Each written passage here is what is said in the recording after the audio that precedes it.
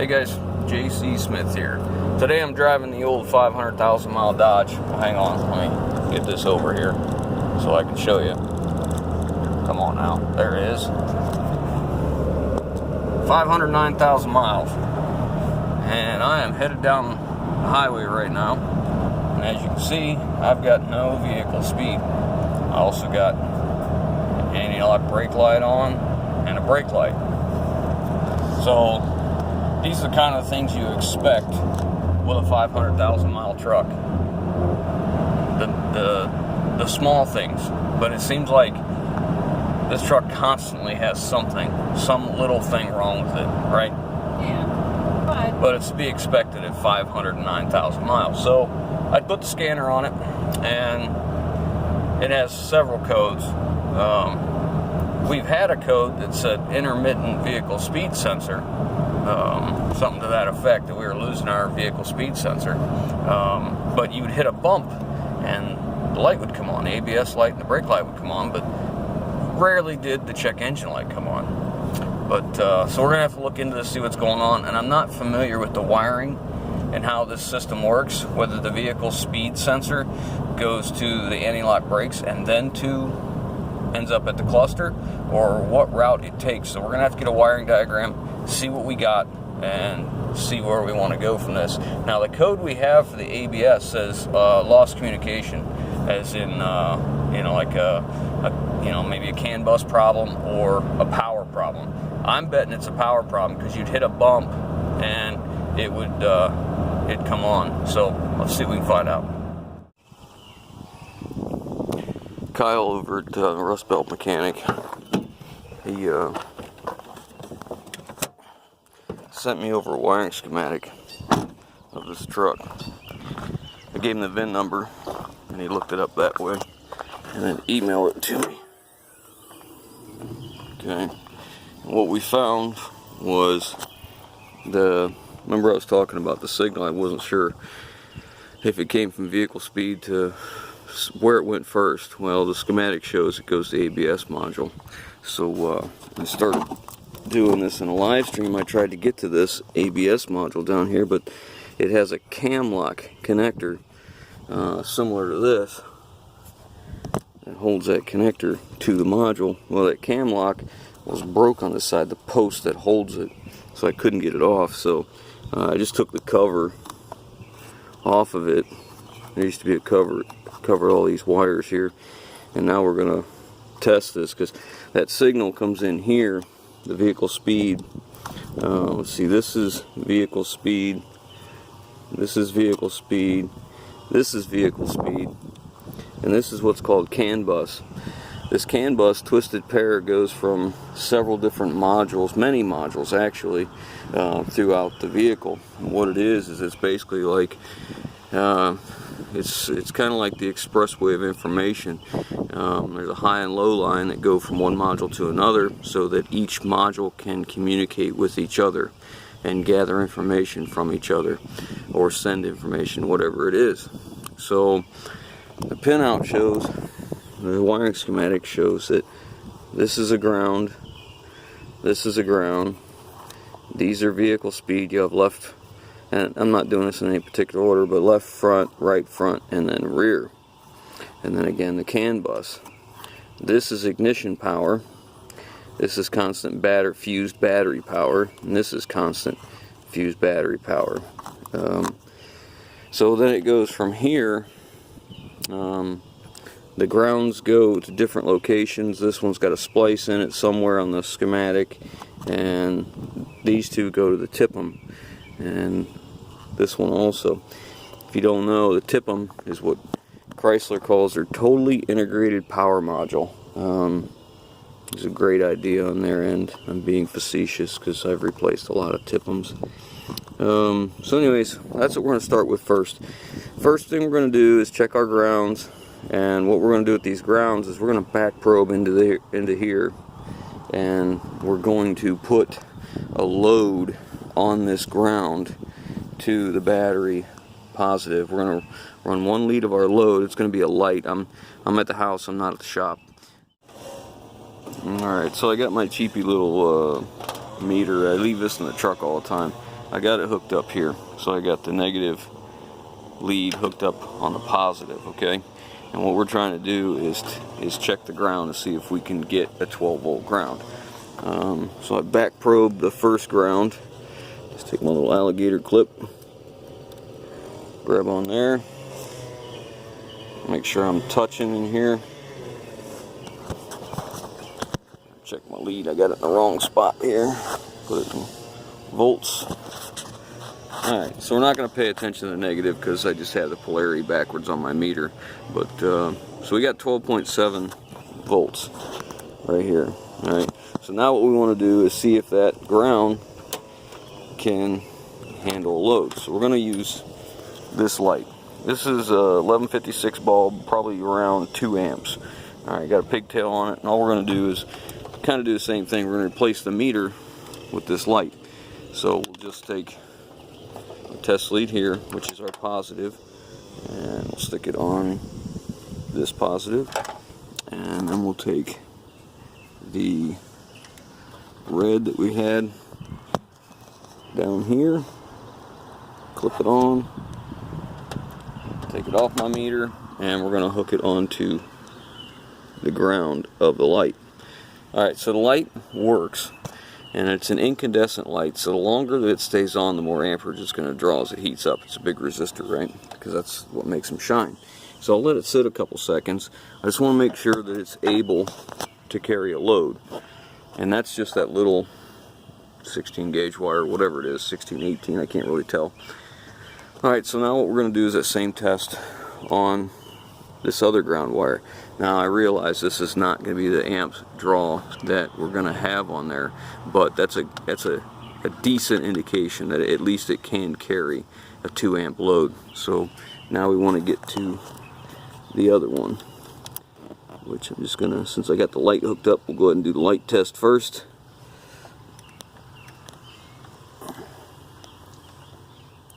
There we go. So that one is able to carry a 2 amp load also. Alright, so now what we're going to do is reverse what we're doing. And instead of checking grounds, we're going to start with the powers, the battery positives. Because this one and this one are both fused battery, constant power. This is the ignition. So now we're just going to reverse our light, and we're going to stick it on the ground side of the battery. It's a big test light, but this test light basically draws more amperage is all we're doing. Okay, so now get set up here in just a second.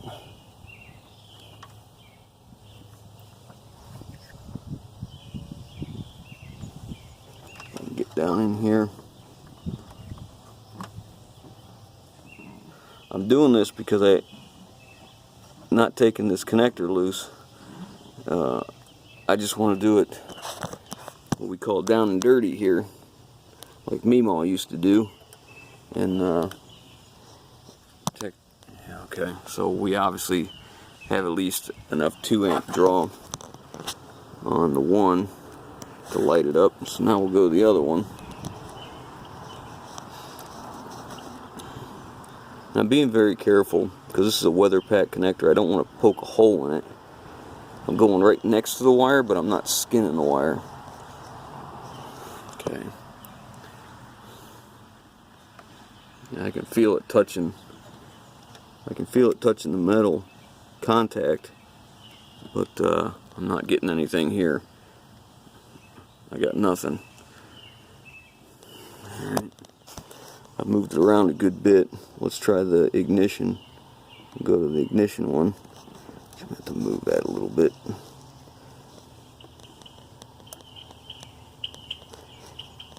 Okay, I got to turn the ignition on. Key out of my pocket.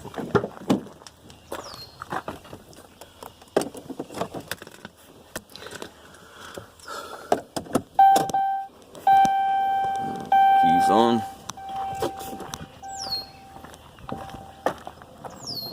Alright, well the ignition's working. So I have one battery source that isn't working. Now before I go any farther on, you know, whether it's a vehicle speed sensor or whatever, I need to verify that I don't have power here for sure, so I'm going to take that connector apart, take that connector off, which is going to be a little bit of a chore. Like I said, the cam lock is broken, so I'm going to take that loose and go from the back side and touch it with I take a bare piece of wire and touch that, you know, just like something like this. Just take these bare wires and touch the connector. Don't ever shove anything like this in the front, one of these probes. Don't ever shove that in, because you'll open up the connector, and then when you shove it back on, it doesn't touch anything. It's like throwing a hot dog down a hallway. Doesn't work very well. So I'll take that connector on, test the back side, see if we got power on this one here that's not showing anything, and let's see what we got from there. After taking this connector off, which was kind of a pain in the butt, and checking this one, I definitely do not have power coming in on this one. This is a dead wire. Now this wire, according to the schematic, comes up this pillar right here, all the way up through into here, and comes out of the TIPM. This is that Chrysler's totally integrated power module. So next we're going to have to pull this out. I'm going to look at all the fuses and make sure we don't have any blown fuses. These things are just fantastic.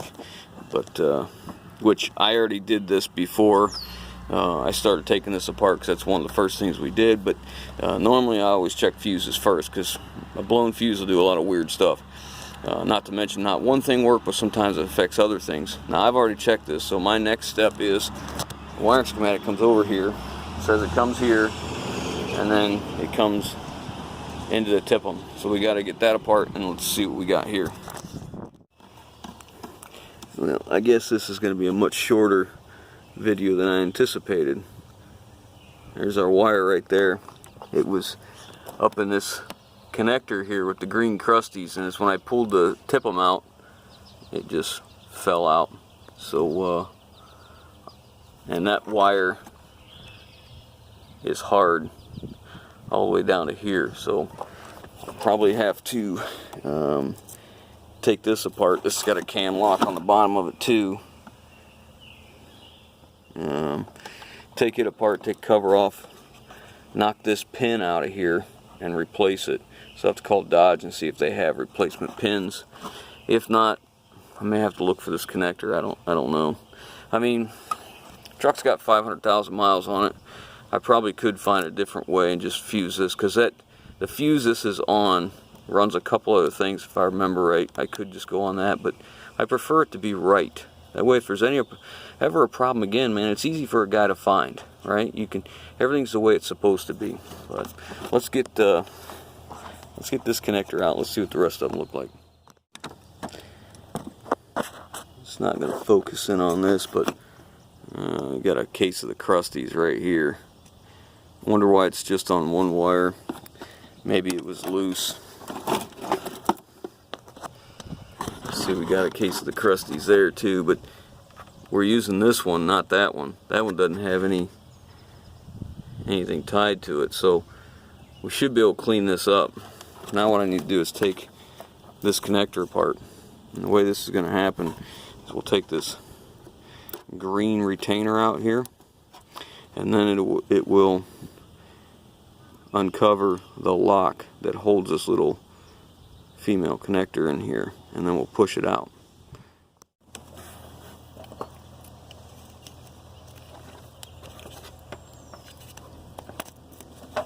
Should probably use something better than a pocket knife.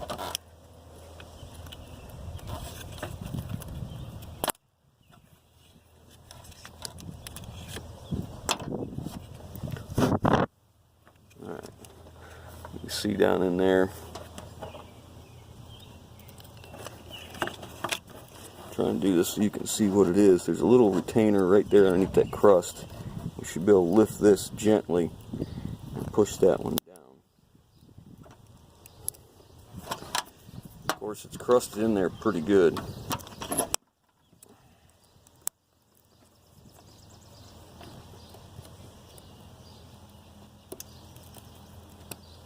It's so crusty it doesn't want to come out.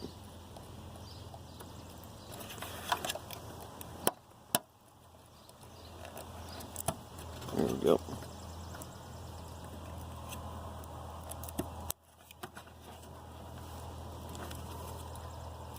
Grab something to, you see I've got it somewhat pushed out right there.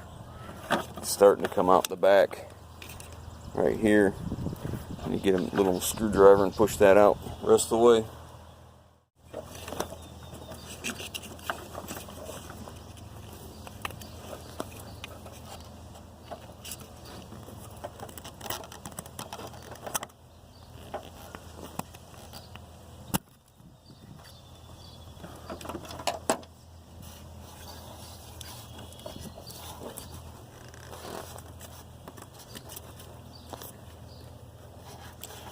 In order for that to come out, I'm going to have to take this, or if you guys see this, I'm going to take this plastic cover off. Bumped you guys. I'll tell you, to have a tripod, right? Something that would hold the camera. We got that off. Now we can get to that.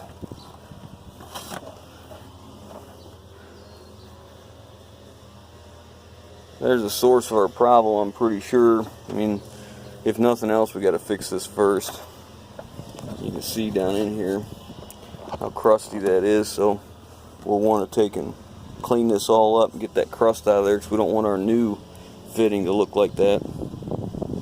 So we'll see all that dust in there.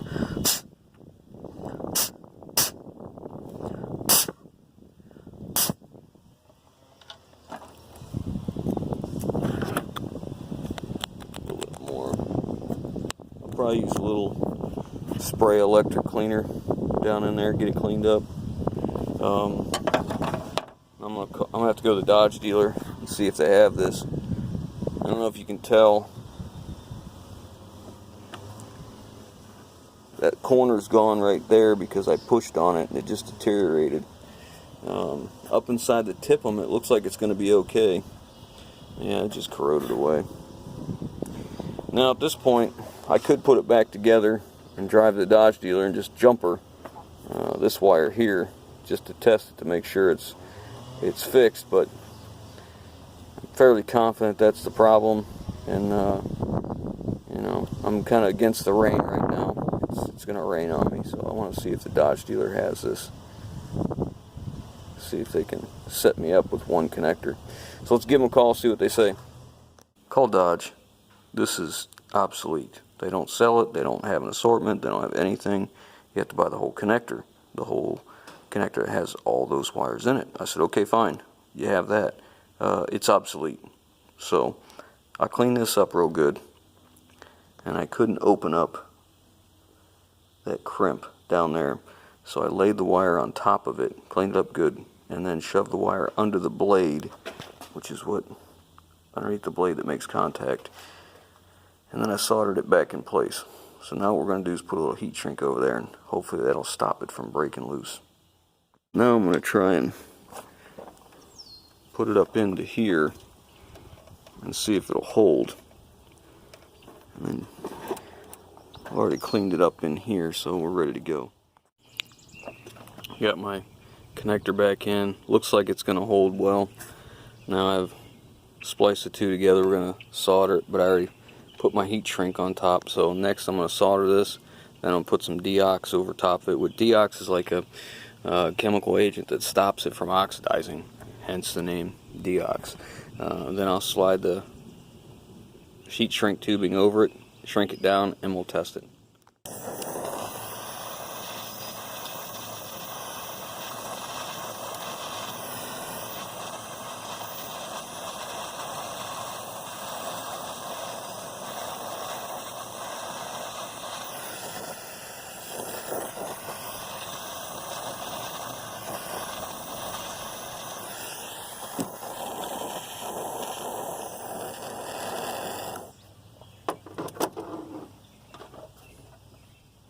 Let it cool just a second.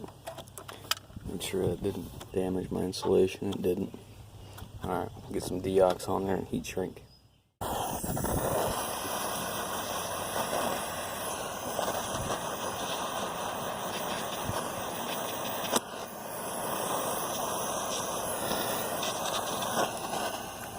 down just a little bit.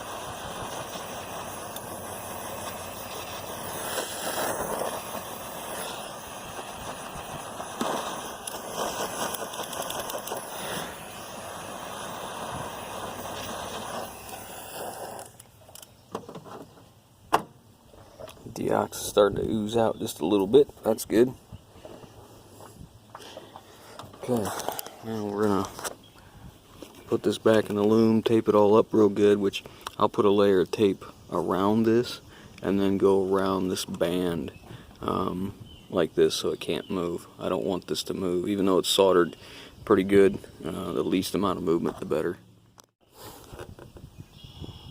This is a keeper for that connector. I just went to go put stuff away and realized I didn't put that in, so I'll take this back out. That's a little better. Let's get that thing up in there now.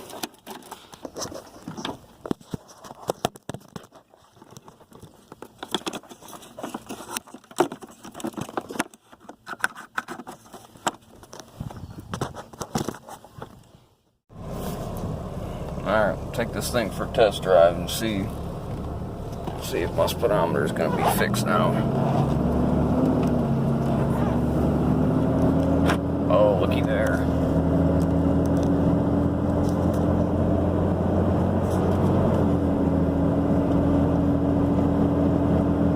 Well, I'd say that took care of the problem. I'll tell you what, if I gotta fix things like this on this truck every now and again, I'm okay with that. 500,000 miles and a little bit of this, a little bit of that, that's okay. Well, that's it for this one, guys. So she's all fixed, it's working good. I got about probably about 40 miles on it now, no issues whatsoever. So we're done with this one. Now we can move on to the next one. So if you guys like what we're doing, give us that thumbs up. If you haven't already, hit the subscribe button, leave your comments down below, and we'll catch you on the next one.